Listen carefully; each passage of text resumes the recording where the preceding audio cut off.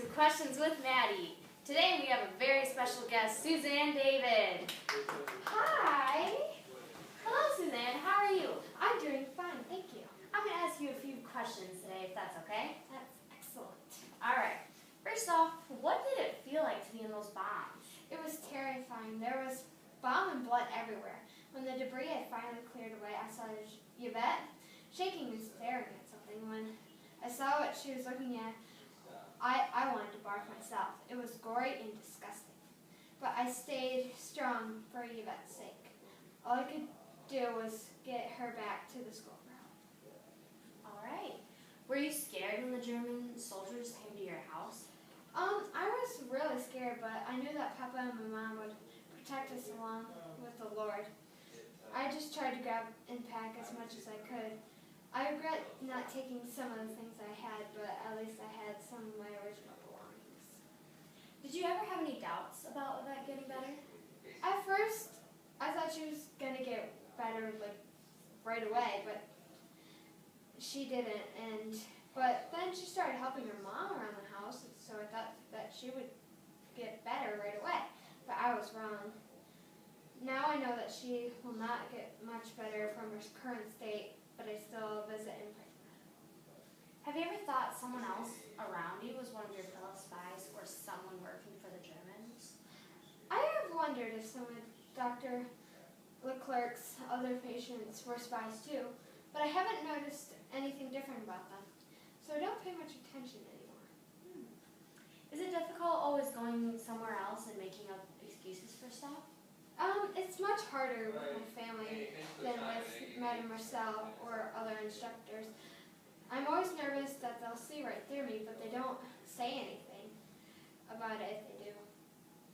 Do you get tired of singing for hours and hours on end? Very rarely. When I sing, I'm filled with warmth and happiness. It's one thing the Germans haven't taken from me. Do you really want to tell your family about being a spy for the resistance? I really want to, but I don't want to get them into any trouble. I'm also sworn to secrecy for Dr. Leclerc. Were you very surprised when you found out that Dr. Leclerc was a spy? I was astonished. I could not believe he was right under our noses this whole time. It was strange from then on because I realized anyone could be a spy, even my own family. Wow. Did you ever recognize the spies that you were passing messages to? No, they were all strangers at first, but I think that's the handiwork of Dr. Leclerc's, so I didn't know who I was passing the message to. I started to recognize the people that I had delivered to before, but I tried not to look too much so it would be less likely for me to know them on the street. At any point, did you think that you ever blew it when you were delivering the messages? Sometimes when my hands slipped or I didn't know who to look for, I thought I was a goner.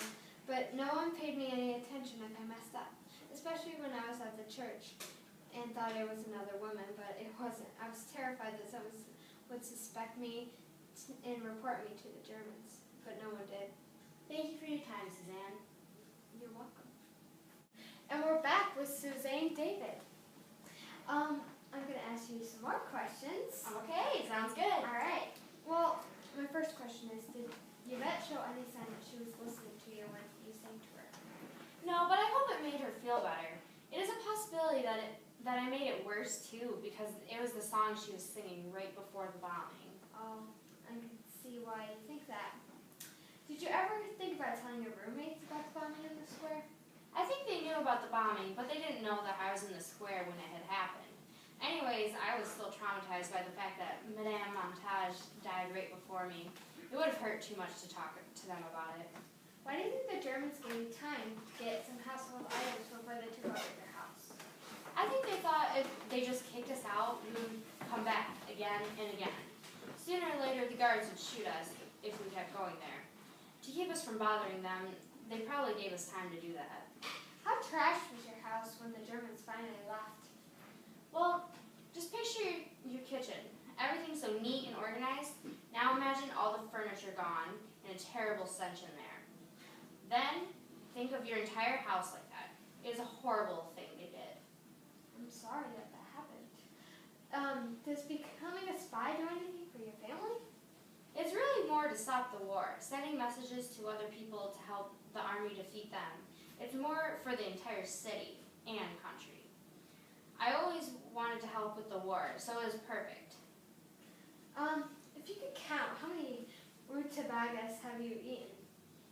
Way too many. I can't eat any more of them. Every day our family had rutabagas, and now I can't even look at one. Wow, that's a lot. How happy were you to be on stage singing your favorite opera, Carmen? Happier than one can imagine. I've been dying to sing Carmen since I started singing, period. I knew it was only a matter of time. When you saw the second bomb fall, what was your first thought? All I could think of was my father. I knew that the bombs fell over by my father's office, so I was very scared. When I saw him at the house, I was so relieved. I can see why you would be relieved. Do you think your parents suspect anything about you being a spy? They definitely think something is weird, but they just can't figure it out. They kept me home one day, but I had to go to a hair appointment. My mom let me out. But Papa tried to keep me at home. Do you enjoy passing messages to other spies? It's definitely scary, but I do find it exciting. I bet most of the other spies think it that way too. It's always something different, and I always hope I don't mix the messages. Well, thank you for your time once again. Of course, my pleasure.